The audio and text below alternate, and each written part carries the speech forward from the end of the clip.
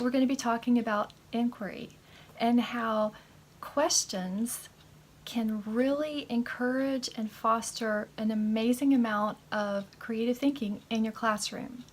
Now, when I'm talking about questions, I am not talking about questions that are seeking one right answer. I'm talking about questions that lead to more divergent thinking and more novel ideas relative to that student. Questions are a way that you as the teacher can push your students for more creative growth. The questions have to be specific and relative to what they're working on. If one of your students has a brainstorm web on their page and you recognize it as thematic and you want to push their answers, push their creativity, you ask questions, open-ended questions. What else might this be? Where else can you go with this idea? Depending on the age of the student, you can go into different subject areas when you're pushing creative ideas. If you have an older student, you might ask them, well, can you relate this to social justice? Can you relate this to relationships? Or maybe they have made it out to relationships and their ideas. Well, what kind of relationships are there?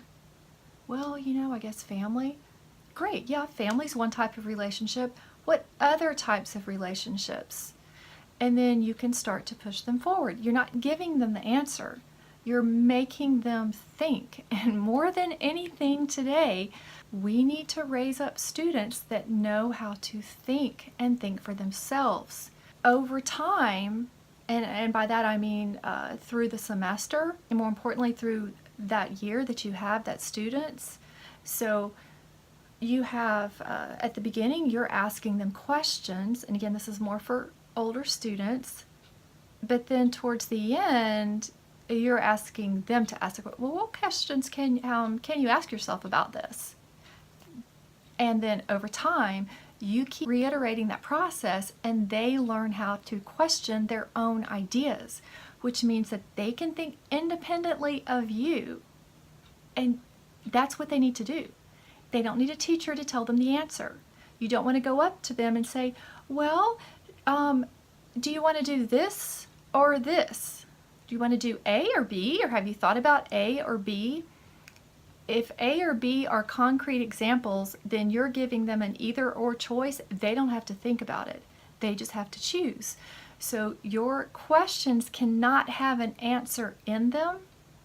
They can't be rhetorical, and they can't have an implied answer in them. Your questions should open up new areas for thinking. This is the way that inquiry really supports and promotes creative thinking. Ask open-ended questions. When your students are sitting there and they're like, I can't think of any ideas, I'm stuck. I don't know what to do. Should I do this or that? What do you want me to do? They're mentally lazy, some of them are, or maybe they're just honestly stuck. Don't say, well, why don't you start here and do this? No. You ask them a question in the context of the assignment. Sometimes the best place to start is to ask them something personal. What is the most interesting to you about? So you ask them a question. That answer is just a starting point. And then you ask them some more questions. You circle back around, and they get this one thing down. Okay, well, what other things can you think about? What are some of this? Without knowing the specific assignment that you're working on, I can't give you a one-size-fits-all set of questions. What I can tell you to do is ask good questions of your students. Inquiry. Then teach them to ask themselves questions. That's what you want to do. Question. They ask you a question, return it with a question. Just keep asking questions. Learn to ask questions. If you are trying to do something for yourself as an educator and you want to think of a project, like, oh, I want to do something different, and I don't know what to do, I can't think of anything cool, then maybe you need to ask yourself questions. Let's say you want to think of interesting way for your students to do a book report. Now, I'm a big supporter of language and literacy in the schools, and having a good project to go with it is a wonderful way to reinforce the importance of being able to read and to encourage students to read, and to also analyze what they've read when they have to think about it in terms of a project. And you don't want to do another poster. Please don't do another poster project for book report. And you don't know what to do. Don't just go on Pinterest and or Google and just scroll down until you see something you like. Challenge yourself for a new way to think about your own lesson and ask questions. How else? What else? Where else?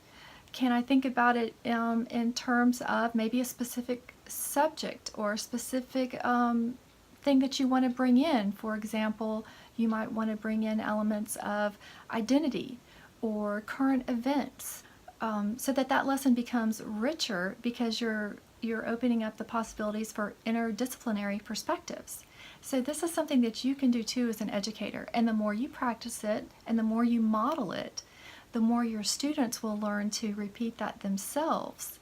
And you make sure when you see that, or when you hear them asking themselves questions, to recognize that, hey, I see, I hear you asking yourself these questions, or how did you get from this idea to this idea? And they tell you, well, I was asking myself this. That, affirm that, because that's really good.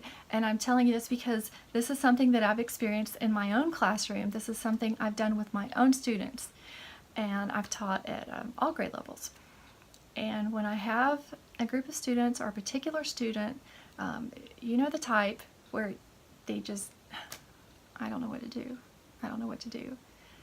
Some of that is that they don't have the confidence in their answers, and some of that is because they're lazy, and sometimes it's because they just generally don't know how to conceptualize what you're asking them. They really don't know how to start.